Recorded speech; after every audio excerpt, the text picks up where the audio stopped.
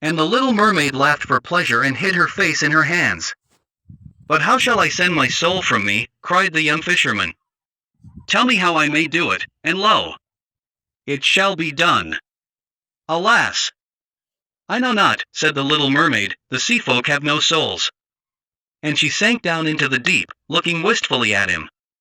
Now early on the next morning, before the sun was the span of a man's hand above the hill, the young fisherman went to the house of the priest and knocked 3 times at the door.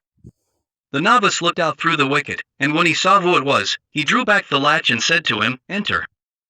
And the young fisherman passed in, and knelt down on the sweet-smelling rushes of the floor, and cried to the priest who was reading out of the holy book and said to him, "Father, I am in love with one of the sea folk, and my soul hindereth me from having my desire.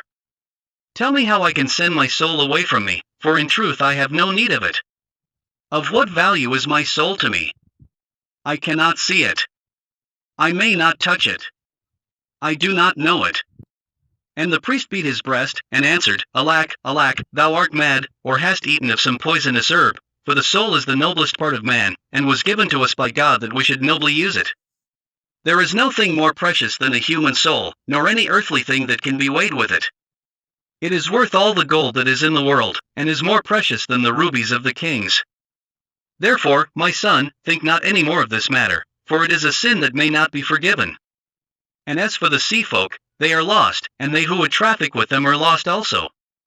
They are as the beasts of the field that know not good from evil, and for them the Lord has not died." The young fisherman's eyes filled with tears when he heard the bitter words of the priest, and he rose up from his knees and said to him, "Father, the fawns live in the forest and are glad, and on the rocks sit the mermen with their harps of red gold. Let me be as they are, I beseech thee, for their days are as the days of flowers. And as for my soul, what doth my soul profit me, if it stand between me and the thing that I love?" "The love of the body is vile," cried the priest, knitting his brows, "and vile and evil are the pagan things God suffers to wander through his world. Accursed be the fawns of the woodland, and accursed be the singers of the sea. I have heard them at night time, and they have sought to lure me from my beads. They tap at the window, and laugh. They whisper into my ears the tale of their perilous joys. They tempt me with temptations, and when I would pray they make mouths at me. They are lost, I tell thee, they are lost. For them there is no heaven nor hell, and in neither shall they praise God's name." "Father," cried the young fisherman, "thou knowest not what thou sayest. Once in my net I snared the daughter of a king.